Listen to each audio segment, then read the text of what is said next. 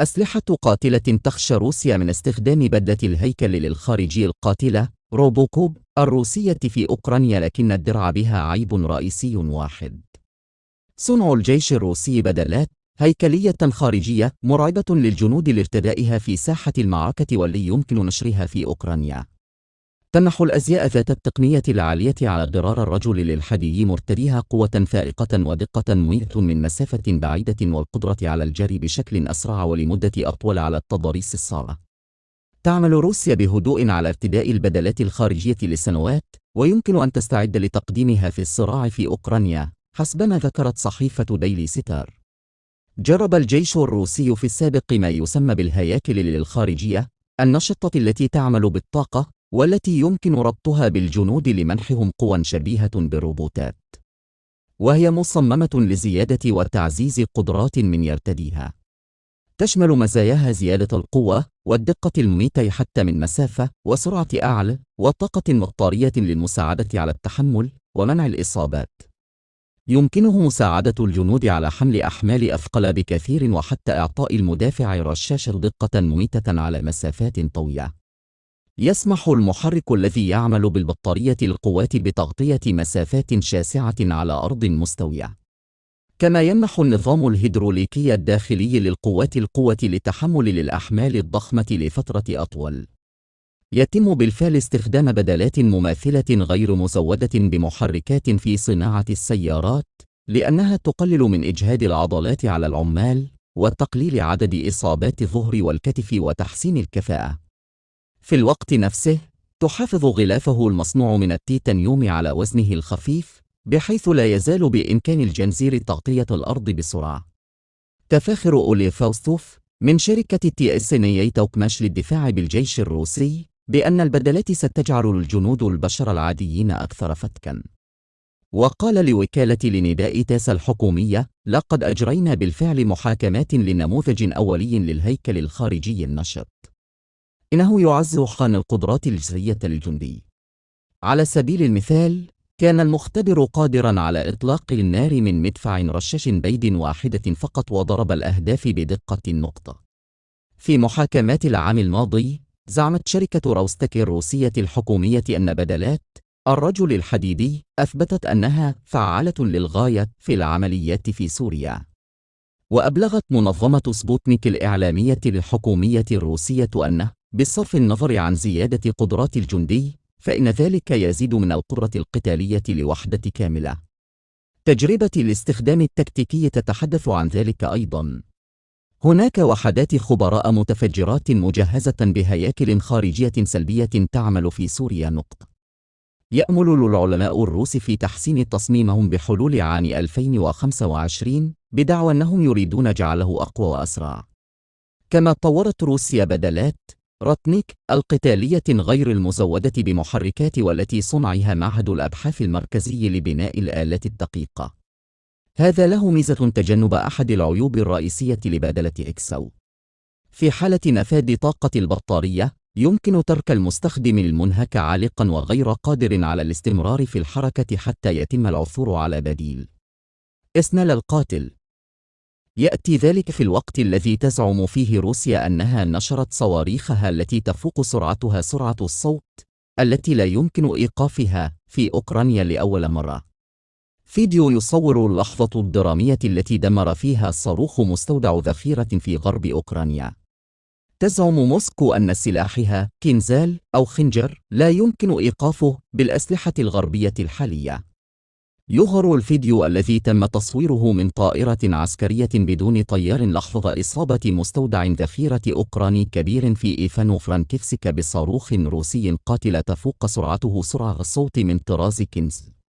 وقالت وزارة الدفاع الروسية: دمر نظام صواريخ كنزال الصاروخية التي تفوق سرعتها سرعة الصوت مستودعاً كبيراً تحت الأرض يحتوي على صواريخ وذخائر طيران في قرية ديلات في منطقة إيفانو فرانكيفسك.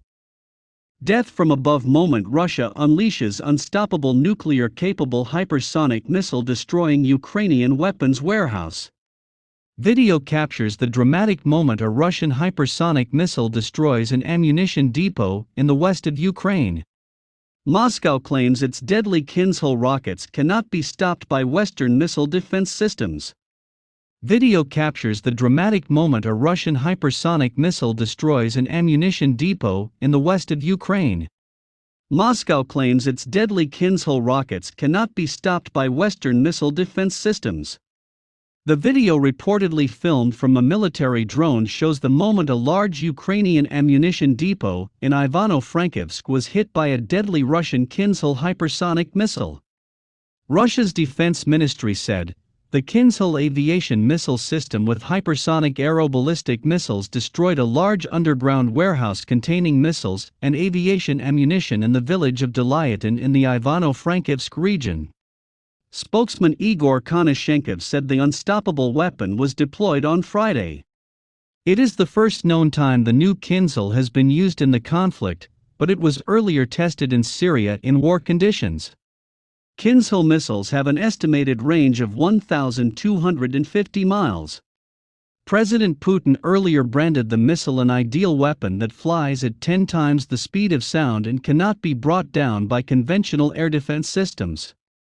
The Kinzhal is nuclear capable, but this was a conventional strike. It has a range of 1,250 miles and has no match in the West, according to Moscow. Konashenkov also claimed Russia had destroyed Ukrainian military radio and recon centers near the port city of Odessa using its Bastion coastal missile system, as reported by the Interfax news agency. Last month, President Vladimir Putin warned that Russia had stockpiled unparalleled hypersonic missiles. And earlier this week, Russia released chilling new footage of its 7,000 miles per hour Zircon hypersonic nuke missile that could hit London in 5 minutes. The Kremlin had previously branded the deadly weapon, which carries a conventional or nuclear warhead, unstoppable. Putin first announced the deadly Kinzhal missiles as part of a display of new Russian weaponry in 2018. At the time, Putin said of the West, they need to take account of a new reality and understand. This is not a bluff. Desperate Putin has recently been using more destructive weapons as the war wages on. Last month, Russia began dropping terrifying vacuum bombs that can explode enemy troops' lungs near Ukraine's second city of Kharkiv. It comes as 4 Russian cruise missiles yesterday slammed into a strategic airfield in the city of Lviv as Putin pushed his war west.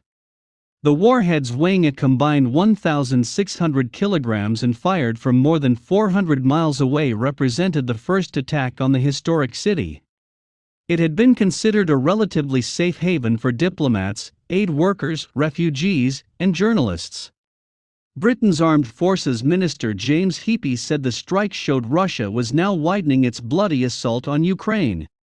Air raid sirens sounded across Lviv shortly after 6 a.m. as the Kh-555 cruise missiles zeroed in from Russian bombers over the Black Sea. 2 were shot down by air defense systems, but 4 smashed into 2 repair plants for aircraft and buses, less than 4 miles from the city center. A fierce blaze broke out and fire engines and ambulances raced to the scene. But a major loss of life was avoided because staff had left minutes before. Amazingly, just 1 person was injured. Fighting yesterday reached the center of the besieged southern city of Mariupol, where up to 350,000 civilians have been stranded with little food or water. Russia's defense ministry issued a chilling warning, claiming its forces were tightening the noose around the port city. More than 130 people have been rescued following a Russian airstrike on a theater in the city, where hundreds were sheltering in a makeshift bomb shelter. The city's mayor Vadim Boychenko told the BBC that street fighting was preventing rescue teams from reaching hundreds of civilians trapped in the basement of the theater.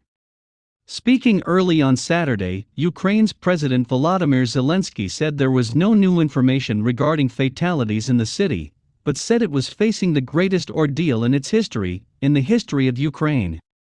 In a video address, he called for urgent, meaningful, fair peace talks. He warned Moscow that a drawn-out war would lead to so many Russian losses that it would take generations for the country to recover. Negotiations on peace, on security for us, for Ukraine, meaningful, fair, and without delay, are the only chance for Russia to reduce the damage from its own mistakes, he said. Fighting continues this weekend in the southeast in Mariupol, in the southern cities of Mykolaiv and Kherson, and in the eastern town of Izium. The former head of Britain's armed forces has backed calls today for Putin to face a Nuremberg-type trial similar to that faced by the Nazis after World War II, following Russia's morally indefensible tactic of attacking Ukrainian civilians. Speaking on BBC Breakfast, Lord Richard Danitz said Russian troops had been briefed really poorly before going into Ukraine, and had been led to understand they would be welcomed as peacekeepers and liberators.